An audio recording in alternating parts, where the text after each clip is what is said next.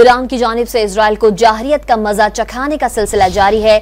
दूसरी रात भी मिसाइलों की ताबड़तोड़ बरसात से सिहोनी रियासत में सिफे मातम बिछ गई। गुज़िश्ता रात पहले मरहले में 100 हाइपरसोनिक बैलिस्टिक मिसाइल दागे गए, जबकि दूसरे मरहले में बरसाए गए 50 मिसाइलों ने तल अबीब, हाइफा और मकबूजा बैतुल मक़दस में काबिज यहूदियों पर क़यामत ढा दी। ईरान की जानिब से हाइब्रिड ड्रोन्स, हमाद और कदर के अलावा पहली बार खैबर शिकन बैलिस्टिक मिसाइल भी इस्तेमाल किए गए। इजरायली मीडिया के मुताबिक आज 7 इजरायली हलाक जबकि 500 से जायद जख्मी हुए हैं। ईरानी मीडिया के मुताबिक इजराइल पर बरसाए गए मिसाइलों ने अहदाफ को ठीक निशाना बनाया। हाइफा में ऑयल रिफाइनरी में आग भड़क उठी। ईरानी हथियारों ने इजराइल की मिसाइल फैक्ट्री और फौजी तंसीबात भी तबाह कर दी। सिहोनी जंगी तैयारों को फ्यूल फराहम करने वाला इंफ्रास्ट्रक्चर भी उड़ा दिया गया।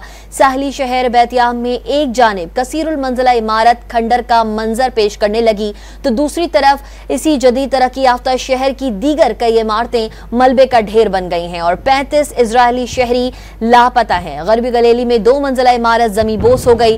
ताज़ा तरीन कार्रवाइयों के बायस इजराइल के शहर में फिर सायरन बज उठे हैं।